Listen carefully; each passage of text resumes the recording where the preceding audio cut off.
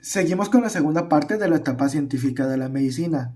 Esta, pues podemos decir que otros procedimientos importantes para lo que es la cirugía del abdomen comienzan en 1743 con el doctor Petit, que extrae por primera vez los cálculos biliares. Por primera vez extrajo los cálculos biliares, algo que nunca se había hecho antes. Luego seguimos en el año de 1981, donde Spencer Wells publicó los resultados de 1000 cirugías exitosas de lo que se llaman variectomías, sí, variectomías por quistes. Y en estos muy resultados de variectomías por quistes se infiere que por primera vez se puede abrir el abdomen y modificarlo sin problemas. O sea, antes se creía que no se podía abrir el abdomen, el estómago por nada del mundo. Y gracias a estas 1000 variectomías por quistes publicadas por el doctor Spencer Wells, se comprobó que pues sí, pues podemos abrir el abdomen y modificarlo. Luego, gracias a estos procedimientos, el doctor Theodor Billroth hace lo que es el procedimiento de Billroth, donde se conecta el estómago con el duodeno. Y este procedimiento de Billroth, de conectar el estómago con el duodeno, se utiliza para extirpar lo que son los tumores gástricos. Y este Billroth también tenía un ayudante y un amigo que era el doctor Wolfler, que descubre lo que es el procedimiento Billroth 2, donde si en el Billroth 1 conectamos el estómago con el duodeno, en el Billroth 2 conectamos el estómago con el yeyuno. Y luego aparece una tablita donde aparecen varios procedimientos quirúrgicos de cirugía del abdomen, pero creo que los más importantes es el hecho por el doctor Miklós Radúci, que dice que todo doctor debe abrir el abdomen si este es perforado, suturar la herida, lavar la cavidad y volverla a cerrar para evitar la peritonitis, ¿no? Que es una enfermedad que se da mucho pues en abdómenes perforados y lastimados. Luego, con otra cirugía muy importante, son las cirugías que se realizan en el apéndice. Los doctores Capri y Estienne en el siglo XVI describieron por primera vez el apéndice que estaba unido a lo que es el ciego. Luego, el doctor Henry Hancock lo que hace es abrir un absceso abdominal por primera vez y el paciente no se muere. Antes, pues si te daba apendicitis era algo ya considerado mortal y si te daba morías. Luego Henry Hancock descubrió que, por ejemplo, como que él tuvo varios pacientes y estos pacientes, uno de ellos, como que el apendicitis, el dolor hizo que pues como que se le explotara y se le escurriera. Pero al escurrirse, pues como que vio que se curó del apendicitis y no se murió.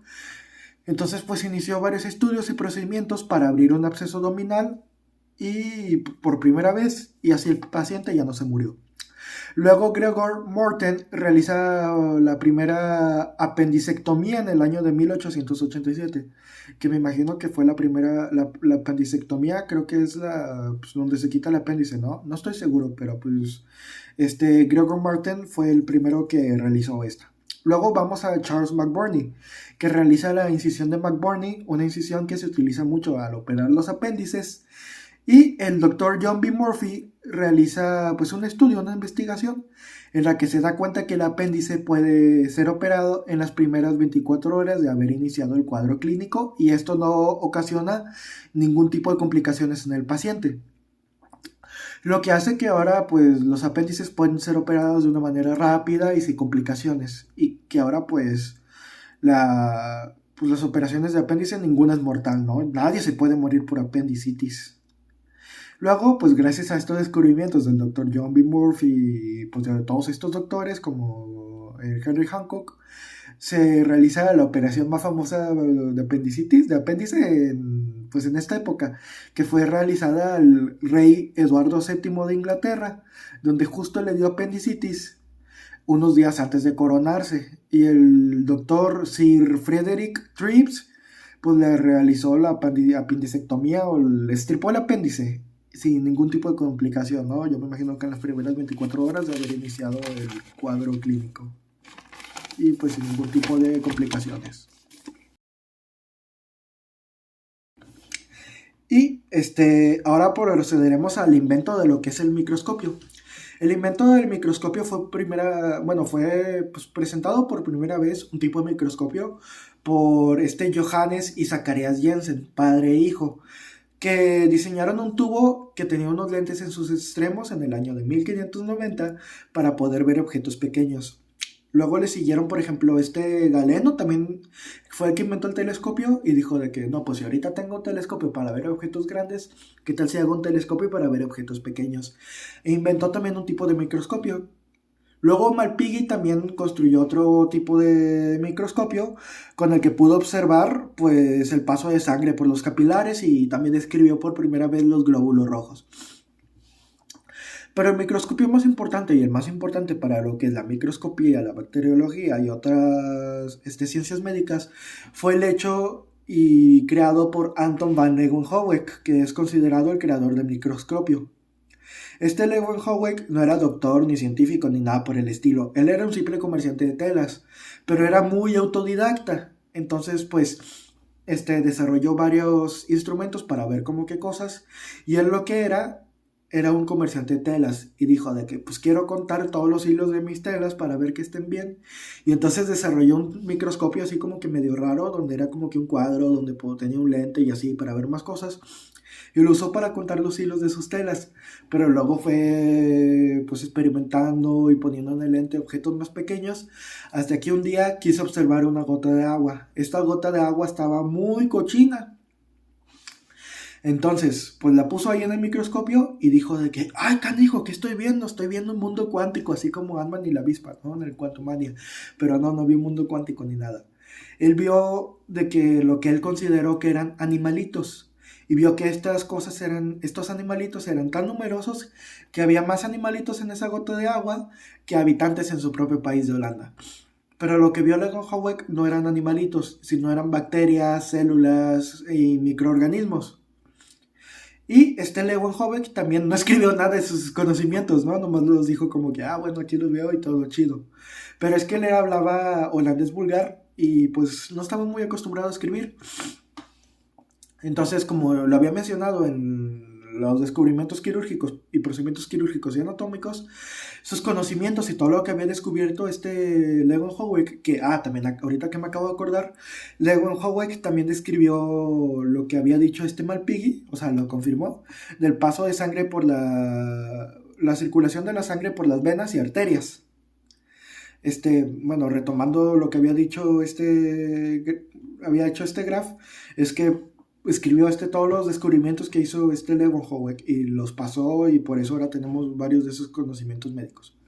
Y la invención del microscopio nos lleva a algo muy importante, que es la invención o el desarrollo de lo que es la bacteriología, que es el diagnóstico y tratamiento de pacientes, el diagnóstico y tratamiento de padecimientos infecciosos, que gracias a estos microscopios se pueden estudiar todo lo que son las bacterias, las células y cómo esto nos va a ir desarrollando bastantes cosas. Por eso es importante un doctor que es el doctor Johannes Müller, que él no es conocido por haber hecho tantas aportaciones científicas, pero sí porque tuvo bastantes alumnos que descubrieron bastantes cosas. Johannes Müller es considerado el padre de la medicina científica porque sus alumnos fueron unas eminencias totales. Johannes Müller era bastante buen médico. Por ejemplo, uno de sus médicos fue el doctor Rudolf Virchow, como se pronuncie, que él dijo y estableció una teoría. Él estableció una teoría que las enfermedades eran un conflicto entre las células del cuerpo, o sea, nuestro organismo, y agentes externos que invadían el cuerpo y nos enfermaban, ¿no? Él hizo como que una teoría o prototeoría de lo que sería pues la enfermedad, que es ocasionada por agentes externos que dañan a nuestro organismo, y es como que un tipo de guerra, ¿no? Y esto nos va a llevar a Louis Pasteur.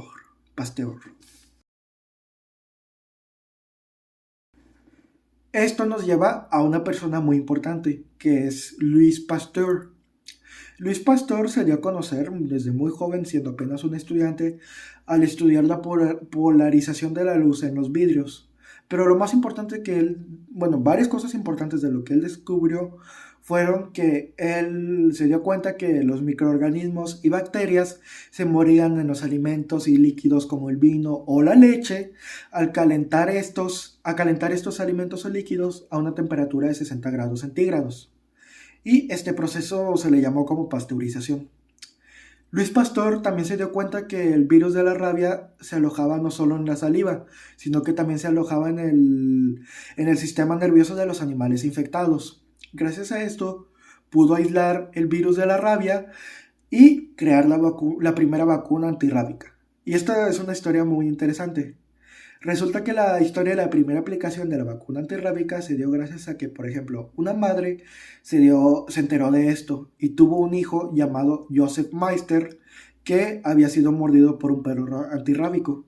Entonces fue y lo llevó, se enteró de que pues estos procedimientos, esta vacuna desarrollada por Luis Pasteur y le rogó que se lo pusiera a su hijo. Luis Pasteur pues no podía ponérsela porque él no era médico, era un químico y también tenía, creo que la mitad paralizada del cuerpo debido a una enfermedad. Él y su familia tuvieron varias enfermedades, creo que tuberculosis o no me acuerdo qué, pero había una enfermedad, había una enfermedad que le dejó paralizada la mitad del cuerpo y pues no se la pudo poner. Entonces llamó a dos amigos médicos suyos que se la pusieron a Joseph Meister y este se convirtió en el primer paciente curado de rabia.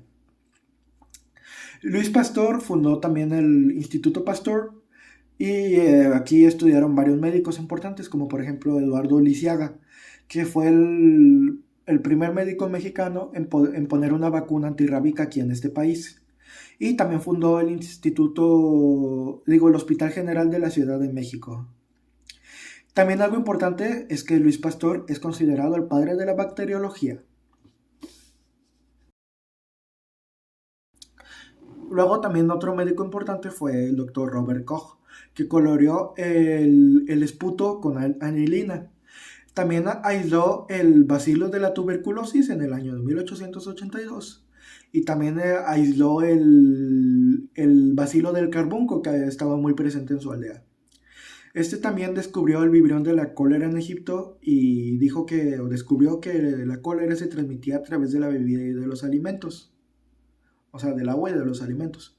Y también fundó el Instituto Robert Koch en Alemania. Luego vamos a algo muy importante que es la circulación sanguínea. La circulación sanguínea nos va a llevar a la transfusión sanguínea y las sangrías, pero ahorita concentrémonos primero en la circulación sanguínea. Esta comienza gracias a las teorías de Galeno, que él piensa que la sangre se origina en el hígado y luego esta se purifica en los pulmones para luego distribuirse por la aorta hacia los tejidos. Esto iba pues más o menos cierto, pero lo de que se origina el hígado, eso sí está muy mal.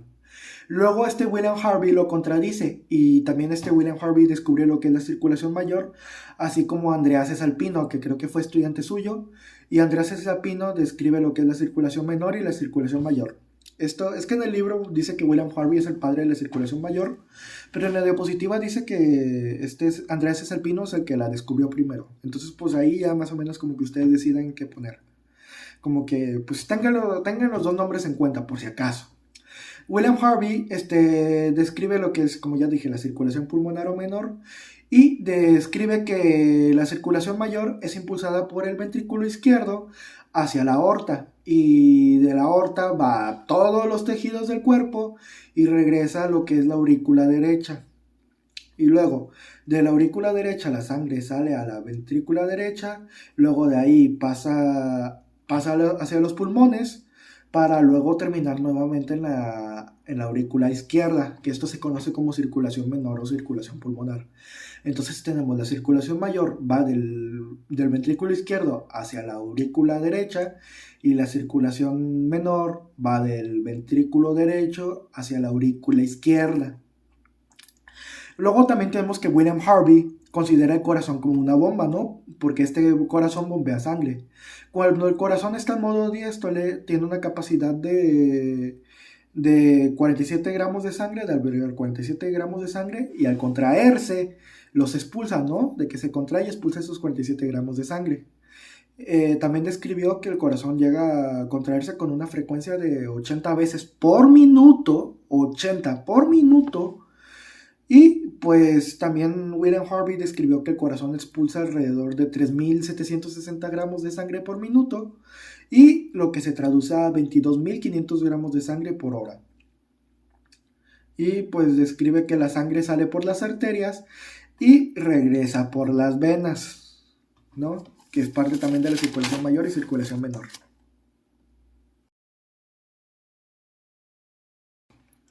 Y ahora vamos a lo que son las sangrías y transfusiones.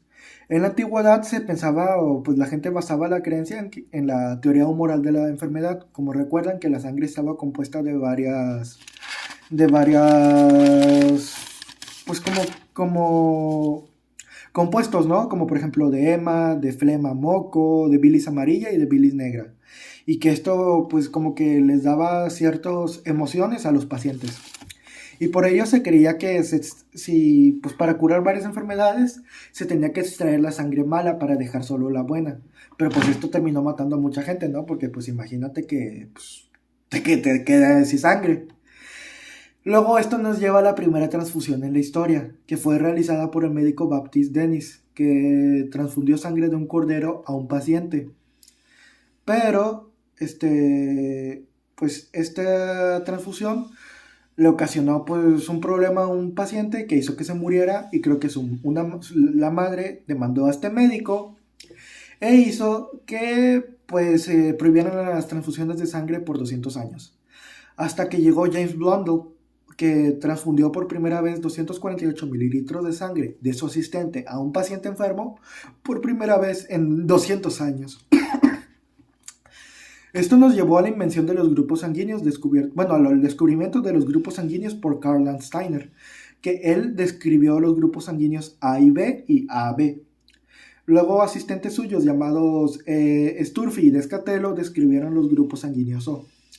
Esto nos llevó a que, por ejemplo, Landsteiner describiera los antígenos y los anticuerpos de los tipos sanguíneos A y B, que esto hacía que la sangre se aglutinara y pues que ocasionara muchas muertes, y que se descubriera que no todos los tipos, o sea, no puedes transfundir sangre de cualquier persona, sino tiene que ser gente con tu mismo grupo sanguíneo. O, por ejemplo, también se descubrió que el grupo AB no tiene anticuerpos y por lo tanto es el receptor universal, y que el grupo O no produce antígenos. El grupo O no produce antígenos y por lo tanto es el donador universal. Luego también Landsteiner junto al doctor Weiner describieron el RH, son las siglas del marcapasus rhesus. Y aquí pues descubrieron que inyectando los glóbulos rojos de un conejo a un mono, de un mono a un conejo, descubrieron que por ejemplo el 85% de los glóbulos rojos, esto reaccionaba destruyendo el 85% de los glóbulos rojos, que se conocían como RH negativo, y que el 15% de estos glóbulos rojos sobrevivían, que se conocían como RH positivo. Y ahora vamos con la primera parte de la terapéutica médica. La terapéutica médica al inicio de la historia tenía dos teorías. Primero, el animismo, que constaba en que todas las enfermedades, más que nada, que el cuerpo humano y todos los seres vivos teníamos una especie de sustancia material o de alma, y que pues al extinguirse esta alma nos ocasionaba muchas enfermedades, por lo que los medicamentos que se hacían en ese entonces pues trataban de traer nuevamente el alma, ¿no? Pero muchas veces se utilizaban pues cánticos y rituales religiosos que pues no apoyaban de mucho. Y también el demonismo, que esta decía que el cuerpo humano es poseído o que la enfermedad es causada por un tipo de genio enemigo o genio malo, y que para poder vencer esta enfermedad y poder recuperar la salud se necesitaba de un genio bueno o amigo, un genio amigo o deidad mucho más fuerte que este genio malo. Luego vamos con un personaje muy importante para la terapéutica médica, que fue Paracelso, quien fue quien describió por primera vez lo que es la quimioterapia. Paracelso usaba muchos medicamentos que hacía a base de minerales, como el hierro, el arsénico y el mercurio. Pero hacer medicamentos y hacer que la gente consumiera medicamentos hechos con mercurio y arsénico, pues como que no era una buena idea. Y por eso se murió mucha gente y pues lo desterraron al pobre y tuvo que morir solo vagando por Europa. Pero el descubrimiento más importante que hizo a la medicina fue la iatroquímica, que es básicamente usar la química para obtener varios medicamentos. Seguimos con la segunda parte de lo que es la terapéutica médica. La terapéutica médica, bueno, más que nada no la terapéutica médica, sino la quimioterapia moderna empieza con este Paul Ehrlich. Paul Ehrlich era un médico que era considerado un flojo y un holgazán por sus maestros, y que era solo un estudiante que se obsesionaba y que solo le interesaban los colorantes y nada más. Pero vaya sería la sorpresa de los maestros que esta obsesión y esta fascinación por los colorantes lo llevó a estudiarlos y a estudiar cómo estos colorantes hacían que los tejidos sintieran afinación o preferencia por varios tipos de colorantes, ¿no? Y pues este uso de colorantes para la tinción de los tejidos, que así se llama, Paul Ehrlich usó colorantes para estudiar la tinción de los tejidos, recuerden esto muy bien, lo llevó a desarrollar varios anestésicos. Pero también otra cosa muy importante es que desarrolló la teoría de lo que es antígeno anticuerpo, que pues como ya vemos el antígeno y el anticuerpo es resultado de lo que es la batalla de las células internas de nuestro cuerpo contra organismos exteriores. Pero antes de indagar pero ahorita creo que no es importante indagar en eso, más que recordar que pues Paul Ehrlich fue el que desarrolló la teoría de antígeno-anticuerpo y descubrió lo que es la tinción y afinidad de varios tejidos por algunos colorantes. Esto llevó a Gerard Damag a estudiar lo que es, más que nada a descubrir el Prontosil. Y el Prontosil es un medicamento que se utilizó para tratar la neumonía, la fiebre puerperal y la celulitis. Y esto pues lo hizo ganar el Premio Nobel de la Paz. Pero como estaban en guerra, Hitler era Gerard Domag era médico alemán, lo hizo rechazar el Premio Nobel de la Paz. Pero luego que acabó la guerra, Domag ya pudo ir y aceptarlo como si nada, ¿no? Bien a gusto. Luego, esto también algo importante para la historia de la terapéutica médica es que pues todo eso de aislar los bacilos, como ya hemos estado viendo, el descubrimiento de vacunas y así, llevó a Alexander Fleming, llevó a Alexander Fleming, a encontrar que el hongo Penicillium notatum combate lo que son los estafilococos, son los causantes de la neumonía. Y junto a otros médicos desarrollan lo que es la penicilina, con lo que curan bastantes enfermedades. Y pues este es el fin de la terapéutica médica como tal.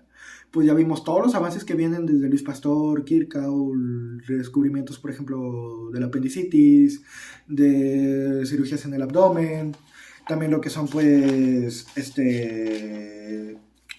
lo que fue, pues,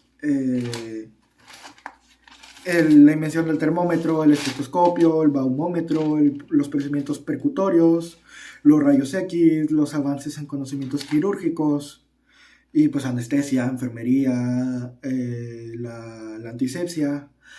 Y pues en esta segunda parte vimos lo que son varias cirugías del abdomen, cómo tratarlos, si podemos abrirlos, y pues que podemos abrirlos, suturar las heridas, lavar la cavidad abdominal y pues suturarlo nuevamente, cerrarla para no desarrollar peritonitis, la técnica de Billroth, que es el conectar el estómago con el duodeno, y la técnica de Billroth 2, que es conectar el estómago con el yeyuno. También pues lo que es la cirugía de apendicitis, que se pueden desarrollar en las primeras 24 horas, y esto operar el apéndice y pues sin ningún tipo de complicación. Esto lo descubrió John B. Murphy. Luego el microscopio, que empezó a desarrollarlo Johannes y Zacharias Jensen, pero en realidad pues ya luego se considera Leeuwenhoek como el que inventó el microscopio. Virchow propuso que las enfermedades eran causadas por un conflicto entre las células del cuerpo y agentes externos. Luego también varios de esto llevó al desarrollo de la bacteriología, y el padre de la bacteriología es Louis Pasteur, que describió pues que el proceso de fermentación, donde los microorganismos se mueren cuando calientas algo a 60 grados, y también esto también lo llevó a desarrollar la primera vacuna antirrábica, al descubrir que la rabia se origina en el sistema nervioso de los animales infectados.